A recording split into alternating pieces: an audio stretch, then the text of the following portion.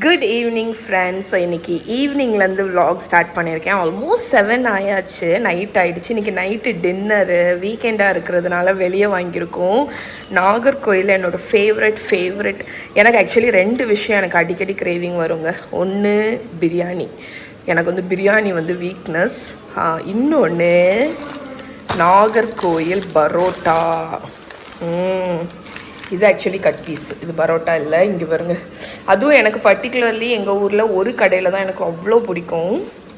So chickens இதை வந்து cut piece அப்படின்னு சொல்லுவோம். எனக்கு இதை பார்க்கும்போதே அப்படி நாக்கு ஊறுது. இந்த கடையில் வந்து 2 சால்னா வந்து கொடுப்பாங்க.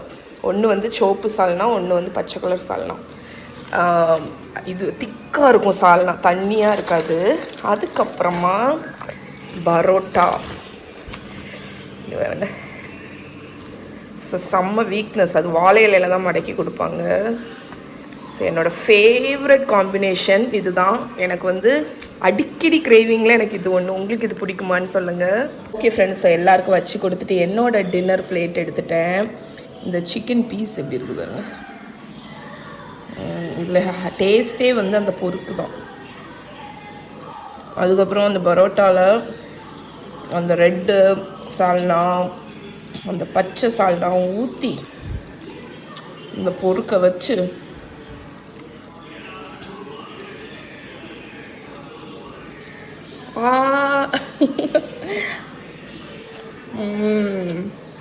ஃப்ரெண்ட்ஸ் வருங்க.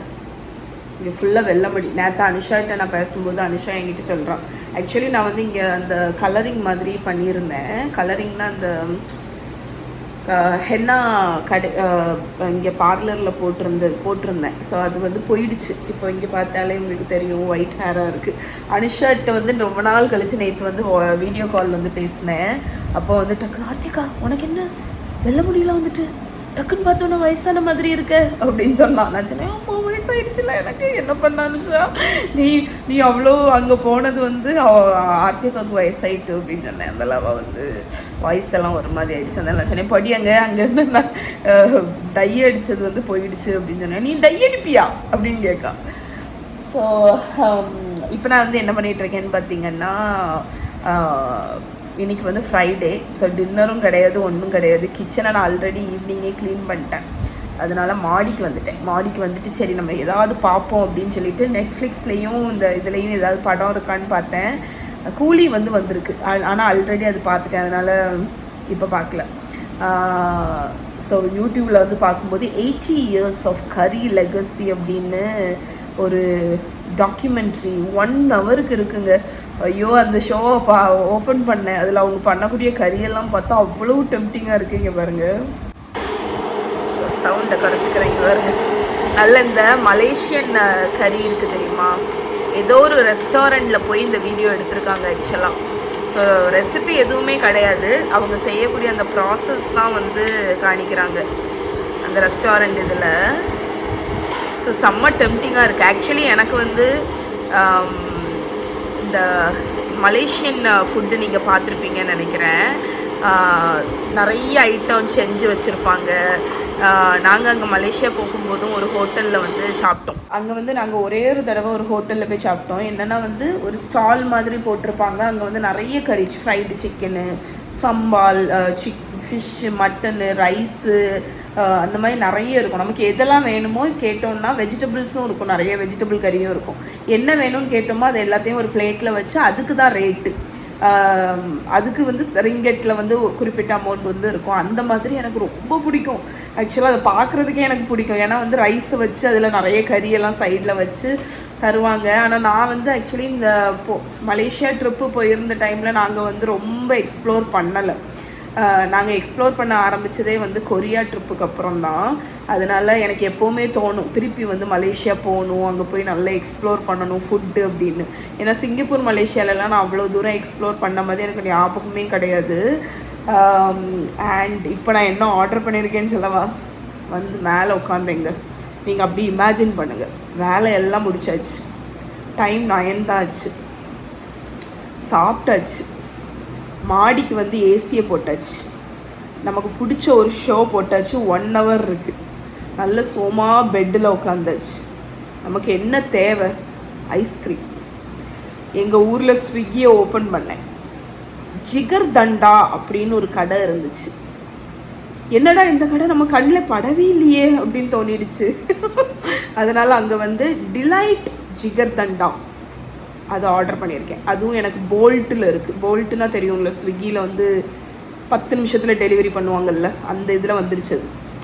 ஸோ நல்ல டிலைட் ஜிகர்தண்டா. அதில் வந்து டிஸ்கிரிப்ஷனில் என்ன போட்டிருக்காங்கன்னா, basundi with famous ice cream plus jigarthanda அப்படின்னு போட்டிருக்காங்க. எனக்கு ஜிகர்தண்டா ரொம்ப பிடிக்கும். இங்கே வந்து இந்த ஆத்தென்டிக் ஜிகர்தண்டா கடை இருந்ததே எனக்கு தெரியல. அதனால் அதை பார்த்த உடனே எனக்கு மட்டும் ஒன்று ஆர்டர் பண்ணியிருக்கேன். ஸோ வந்தோடனே பார்க்கலாம் எப்படி இருக்குது அப்படின்னு.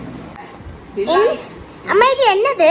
இதுக்கு பேர் வந்து டிலைட் ஜிகர்தண்டா. ஜிகர்தண்டா வடிவேல் சொல்லுவால, 1 ஜிகர்தண்டா 1 ஜிகர்தண்டா தூத். ஆமா. ஜிகர்தண்டானா என்னது? அது வந்து ஒரு பாயாசம் மாதிரியா? சிமிலர். எது இருக்கு? அந்த மேல வந்து அந்த ஏடு வந்து போட்டுருக்காங்க. பாலை அம்மா ஒரு ஆடை வரும்ல. அம்மா அம்மா இது 10 பேட். அம்மா இத நீ 10க்கு எவ்வளவு ரேட் பண்ணுவ?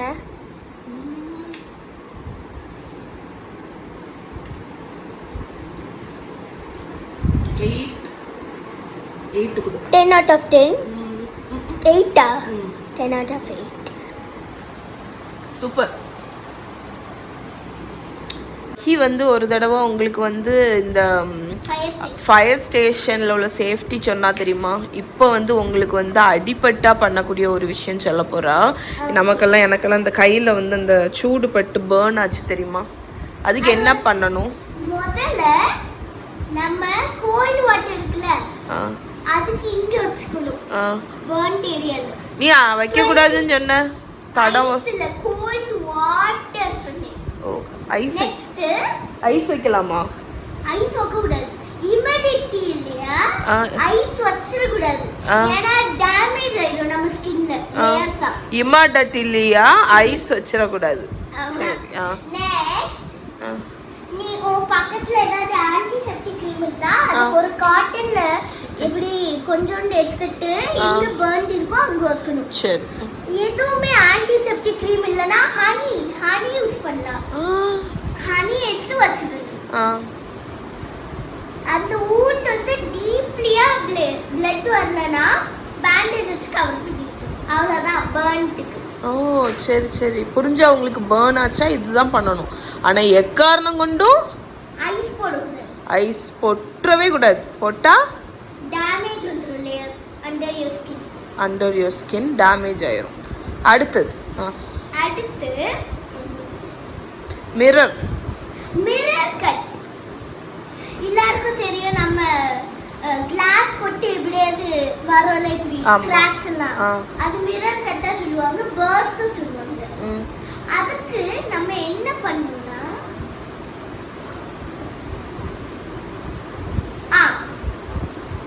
எப்படி சொன்னீல ஆன்டிசெப்டிக் க்ரீம், அதை எடுத்து போட்டுடணும். அதுக்கு அடுத்தது பேண்டேஜ் இருந்தா போட்டுடணும். ஆன்டிசெப்டிக் க்ரீம் இல்லைன்னா அத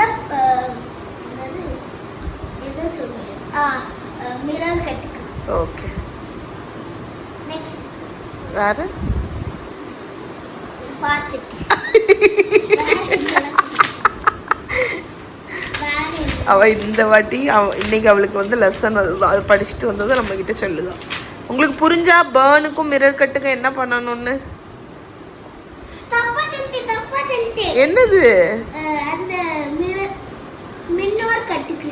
மின்னோர் கட், மைனர் கட்டா? நீ மிரர்னு சொல்லியே. மைனர் கட்டுக்கு. First wash that minor cut with water. cold water use பண்ணக்கூடாது, hot water யூஸ் பண்ணணும். warm water. அத போடணும். எங்க அந்த மைனர் கட்டுக்கு.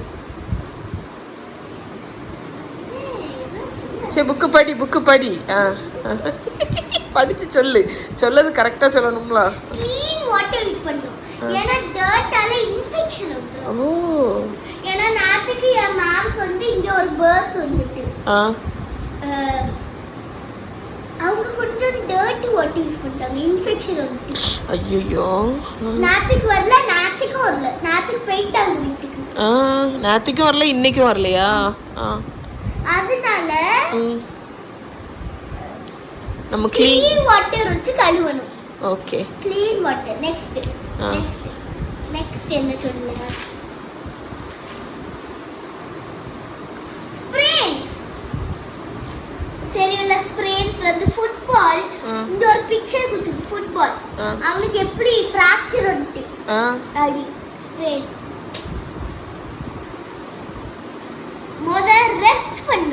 ரெஸ்ட் பண்ணுமா?